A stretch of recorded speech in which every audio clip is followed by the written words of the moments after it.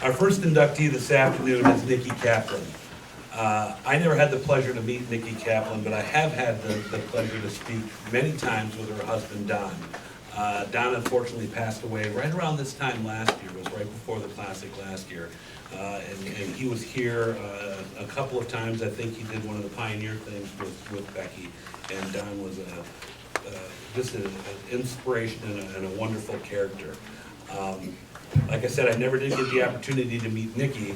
I got into ballooning shortly after she passed away. Many of you know what the reflector is, a balloon reflector, where all the balloonists from pretty much all over the world talk about stuff. Sometimes it's good, sometimes it's not so good.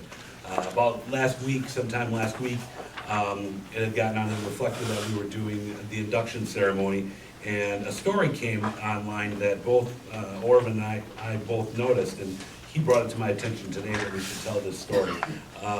Some of you may or may not know Whit Landemaker. He's out in Reno, is I believe where he lives now, or Vegas. He's somewhere way out west. And he relayed a story that I'd like to read to you. I thought it was really a good story. He says, I have a Nikki Caplan story that I'll never forget. It was during Fiesta back in the Sim Fields day, and it was the Rums of Puerto Rico day. Anyway, his cousin and he were walking back from the east side of the field to his truck, and he said he didn't even have a buzz on. But again, you have to know Whit to understand some of this. When his prosthetic foot loosened from his prosthetic leg,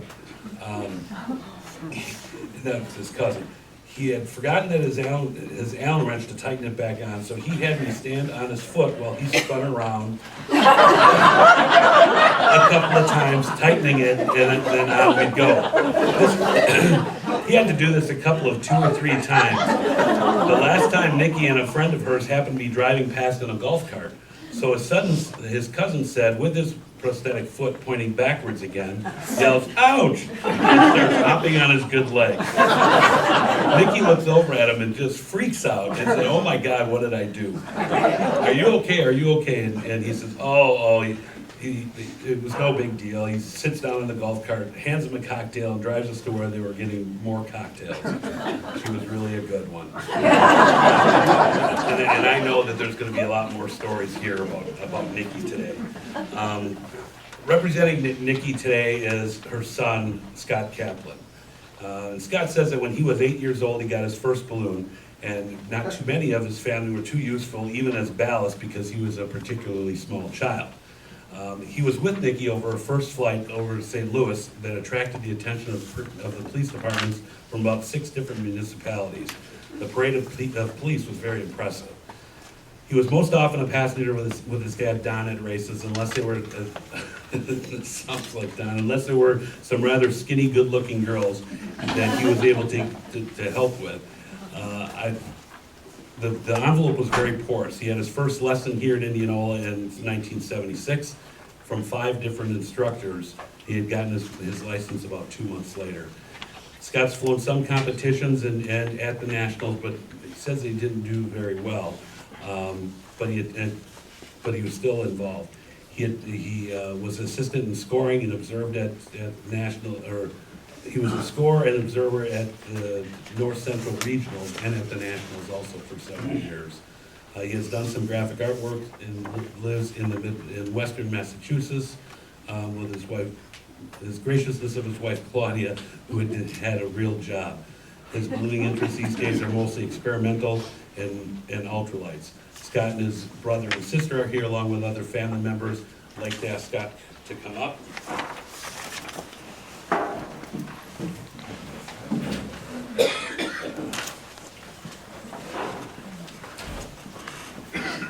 Scott, on behalf of the National Balloon Museum and the Balloon Federation of America, here's the inductee Nikki Caplan into the Balloon Hall of Fame. Oh. Congratulations.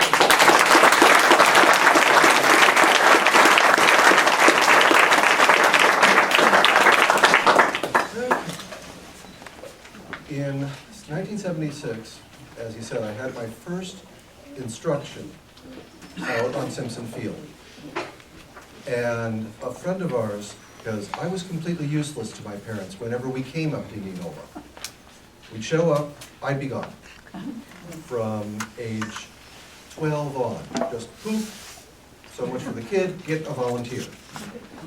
So a friend of ours that we'd see every year here said, "You want a lesson?" "Sure." So he had me inflate the balloon, fly the balloon, land the balloon, we packed it up. He did pretty good. "So how many lessons is this?" "Counting this one? One." All the color ran out of his face as he realized he entrusted his precious balloon to this 16-year-old kid who'd apparently never done any of this stuff by the numbers. And then he went, "Oh yeah, you're a Caplan." Apparently my family had a reputation. Now, my mother did a lot of things. She did them in an unusual way. As you heard, many people get into ballooning because they had a balloon ride. She got into ballooning because she read an article. She saw an article in National Geographic, and it mentioned a name that she recognized, Don Picard. She knew Don's family by reputation. We hadn't run in the same circles. And so gave him a call. We bought a balloon. Getting lessons for a balloon was a little trickier. But she proceeded. And she accomplished a lot. You'll see in the displays they have, she got records, she was firsts, she was enthusiastic, she was organized, she was on the board, she did all of these things, but she never did them alone. And that was very important to her. She wanted people to be part of it. She started an organization in St. Louis. She was the president for the first 3 years. And she made sure she wasn't a president the 4th year. She got other people involved. The organization still exists. She started the Forest Park Balloon Race with John O'Toole and got as many volunteers as she could to get it going. And she was the organizer for the 2nd year. She wasn't the organizer for the 3rd year. She made sure there was an organization to be doing it. She got people involved, said, "Come, do this, be in charge." If they did things she didn't like, she let them know, but she didn't mind that she wasn't doing it. To make sure that those things were going on, she set a distance and duration record in gas balloons. And it's important to know, Jane Buckles was in that basket, setting a distance and duration record for gas balloons. Now I don't know if the cotter pin is still through the roll pin in the blast valves on your balloons. But if it is, it's because it fell out once. She and Mary Ann Myers had heard about all this discussion of terminal velocity. Every balloon company was talking about their terminal velocity was this, theirs was that. So she went, "I got my balloon, I'm gonna go find out. And I'm not doing it alone." So they went up to 10,000 feet, and they just let it cool. Coming down, coming down, coming down, watching the speed. It stopped increasing at 900 feet a minute. That's good enough for me. And this particular balloon had the luxury of a dash-mounted blast valve, in addition to the regular one in the burner. Well, the little spring pin that goes through the Rego valve had decided it didn't want to be there anymore. And so they went to that blast valve.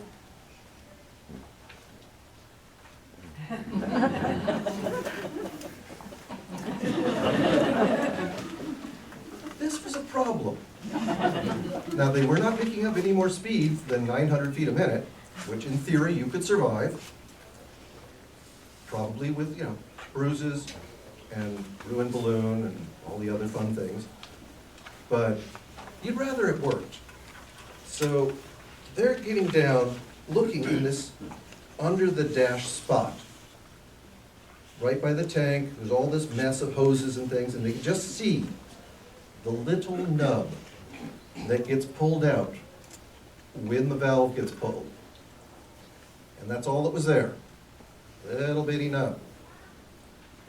Tiny little hole, which you don't happen to have tools that just grab that in your basket.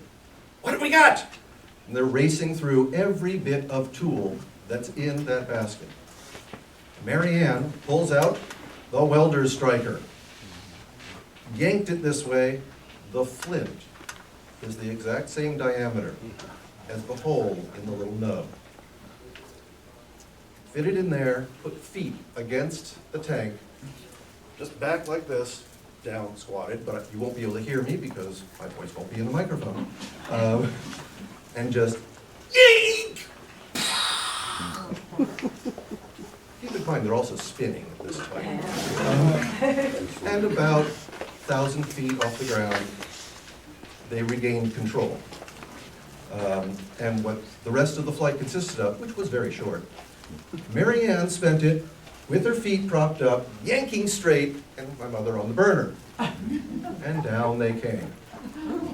Which is why those cotter pins got stuck through all those roll pins. It took another year before we could convince the FAA to let us trim the edges off so it wouldn't get caught.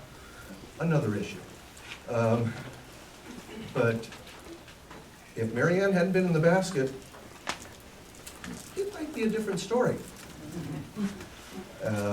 When she was working for the board and the inevitable crisis would happen, she made sure she had people to help. It was always getting people involved in the sport. And I think the two biggest contributions are probably, one is not even mentioned on her bio, because people hear it and they go, okay. The other is just a hint of a mention. The second thing was her being an instructor at the Civil Air Patrol training encampment, which was to train Civil Air Patrol cadets in all sorts of aircraft. So you had these young kids, it was before the balloon camps and things, coming along and trotting along in straight lines, which she got huge amusement over, learning how to fly balloons. And the other was a simple community college course in ground school. She taught this for about 4 terms, combining her education experience, because she was a teacher already, with her enthusiasm to the history and sport of ballooning. People would come and they'd go, this is what it's about? And she'd be telling them it's what some of it's about. She'd also bring in people because of their special knowledge. A gentleman named Walter Parks of the Air College in St. Louis is still a fine memory in my mind on when he talked about meteorology. It's a great lesson, and I wish everybody had the opportunity to speak with a real experienced meteorologist with learning about ballooning. She brought in pilots who flew other kinds of balloons and said, these people really want to learn about balloons. Come down and you'll get to draft them as crew. If you have a different kind than we happen to like or sell, and they like it, and they get involved, that's great too. Of course, it'd be better if they like ours. But that was, I think, the biggest contribution in all of her ballooning was her enthusiasm to train and build other people, particularly women who deserved it. But that's, I think, a major contribution of it. You're not going to get any more fun stories of me because they take too long and get really too detailed. But I will give you one quick one that's actually about Don Picard. When we first got our balloon, it didn't work quite as smoothly as we might have wished. Every time that we do the blast valve, it blow the pilot out. Blow the blast valve, blow the pilot out. And it was kind of a reach around, which is not an easy reach, to relight. Well, they thought maybe something was wrong, and they called Don. Said, is there some mechanism, something that's missing, something we're not doing that would make the pilot work more effectively and last longer than no burns? And he said, yeah, I've got a fix for that. Week and a half, 2 weeks later, we get this box. It's got his return address on it, wrapped in brown paper. We rip it open. Oh, he reused a Brillo pad box. We open it up to get the device out. Nope, that's steel wool. She called Don back. Don, I think you made a mistake and didn't take the steel wool out and put the thing in. No, that's it. You take a wad of the steel wool, you stuff it down between the 3 cans, it diffuses the flame, it won't blow out. Okay, we're gullible, let's do it. They went out, they stuffed it in, worked. Because Don Picard believes if it works, it works! And that's pretty much all I have to say.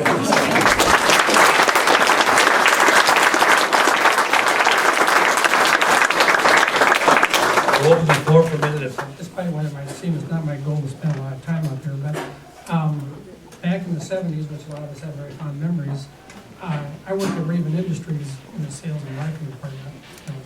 Nikki was an adamant distributor dealer for Blueworks glues. And back then, brands were fiercely, yeah, very important. But Nikki and I flew together various times. Me as the Raven person and her as the Blueworks person. I flew with Nikki's balloon a couple of times. Nikki flew with us, with me a couple of times. And it really didn't matter at that point. So very fond memories. Also flew with Don too. So.